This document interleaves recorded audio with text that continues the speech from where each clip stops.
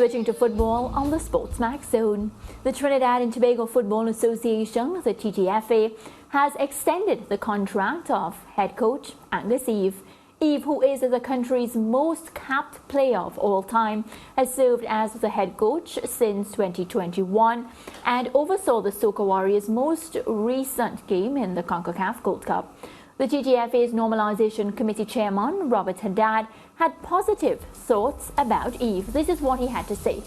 Angus has come into the role bringing stability, quality and belief to the team.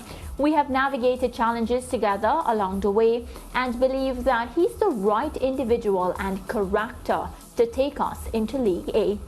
Well, joining us to discuss this extension is the man himself, Angus Eve. Good afternoon, Angus. Congratulations.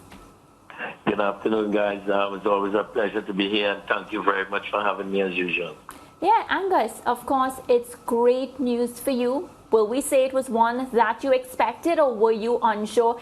Especially because it's no secret, you took up a team that needed a lot of assistance, and it hasn't been an easy journey. Saying it's easy would be an understatement. I think all of the business that you all would have covered throughout the pandemic and throughout the time that we've been normalized and before, how much time Trinidad and Tobago football was almost suspended from FIFA, and COVID didn't help. We had no football for a couple of years. This is the first year we actually have a league that just finished running. So there's club teams haven't played in CONCACAF for more than about 5 years. So there's a lot of things that we came into, but we never made an excuse. We wanted to provide some kind of stability and try to build back the football the way I know it to be in Trinidad and Tobago in the past. Right, and Angus, also reading that report this morning, they have commissioned a technical advisory panel which will be assisting. We haven't gotten information about the members of the panel just yet. Information supposed to come within the week or maybe early next week. How do you feel about that? I'm very happy about that. Angus Eve can't qualify. No man is an island. I can't qualify a team for anything on my own. I think it must be a collective effort. It must be a collaborated effort, not just with the stakeholders in football, but the corporate Trinidad and Tobago, the Ministry of Sport and the government of Trinidad and Tobago, and all of the people who are outside in the different diasporas. We need everybody to come together to if we want to raise back the Trinidad and Tobago football of where we all believe it should be. Yeah, and your next assignment will be on September 7, CONCACAF Nations League versus Curacao, right home in Trinidad and Tobago at the Hazley Crawford Stadium. Angus, how important is it that, at these matches, you get the results that you want, because the contract has been extended to March 2024.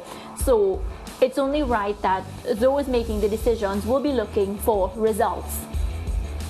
Yeah, the job is a result-based job. As I said, we itemized all the issues that we had when we came in 21. We haven't qualified for a Gold Cup since 15 before we qualified back-to-back, and now we put the team back in the A.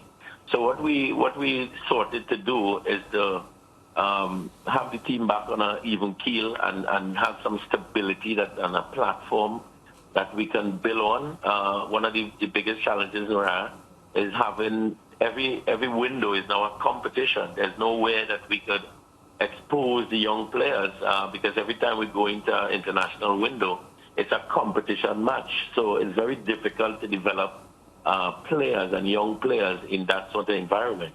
Yeah. Angus, I'm seeing here where your job has been difficult from day one, but even this latest appointment now or contract extension seems fraught with difficulties, because you have an assignment in 2 weeks against Curacao and you're only now being confirmed of your contract being extended. What sort of problems will this pose for you? How will the team prepare in time? Well, yeah, because of modern day football, Lance, if they use the Jamaica national team, they all flew in directly for the Gold Cup. They went in a camp about 5 days before. similar to the English team. The problem is the quality that they have to call on. Our players mainly play in the USL and the USL 1 leagues, which, as you know, is under the MLS. We go on with the days we could call on the likes of Dwight York and Stuart John and Russell Atapi and these guys, and who are playing in top leagues all over the world. So the other teams in the Caribbean have caught up to us, but also at the same time, you know, the window only opens on the 4th. So we have guys playing until in some cases until the 2nd and 3rd. The locally based players, the teams that are playing, they're playing until the 31st. So really and truly, we would only have probably 3 days of training as a group before we play the game on the 7th. Yeah. Since your last appointment, you played 14 internationals. I think you had 6 wins. You had some draws against teams like Mexico and Guatemala. How would you rate your result sheet so far as the TNT coach? I think you know, we don't have as I said before, we don't have the talent that we have. So I would say 50%. I would say out of 10, 5 because of the stability job that we did. The team haven't moved anywhere further down, but we moved up a couple of spaces to 100. So for me, we've developed young players, we've introduced young players, and sometimes we give the public some joy and sometimes we don't. But that's the game that we play. And you know, if we've been in this business since 1930, Lance, when the first World Cup, and we have only qualified for 1 World Cup in 2006. You know, there's a distinct level of belief in ourselves that we're bigger than we actually are, because we used to win so much Caribbean Cups, but they don't have those type of tournaments to develop the players anymore.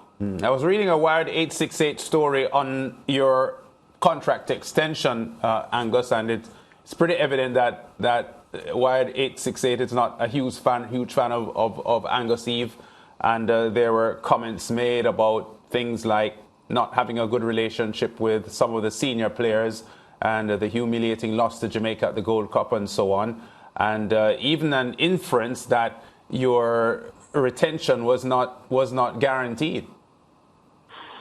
Yeah, I think that I always wonder how you and Ryan call Wired 868 as a friend of football in Trinidad and Tobago.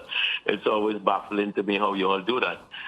When have we done that, Angus? I'm so confused. He was on just before the Gold Cup when he said Curacao would come through and stuff like that, Lancey.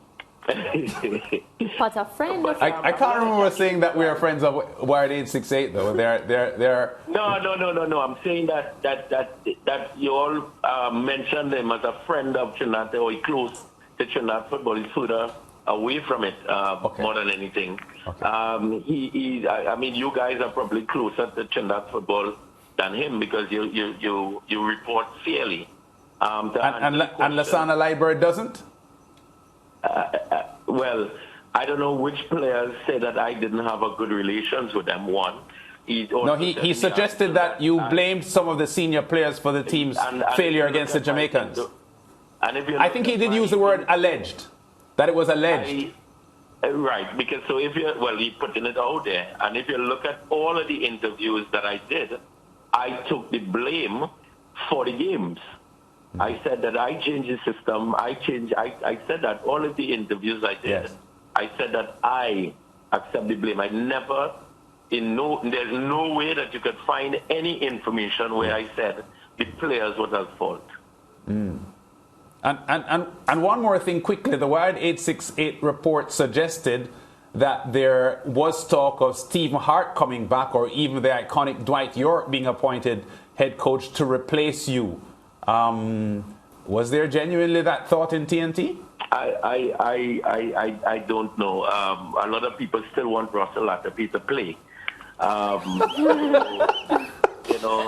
You mean your former teammate? Yeah. But I will say this, Lance. the job that we do, it always have speculation. Yeah. And it always have, and I understand that. I'm not here. There probably was about 100 and something coaches before me, and there probably will be 100 and something coaches after me. The reality is we have only qualified for one World Cup. The reality is that we have only qualified to reach the semi-final of a World Cup, and I was playing, Lance.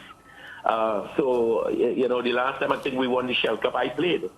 So, football has been on the downward spiral for a little bit of a time, and we have to be realistic in what we're doing. I can only do what I'm doing.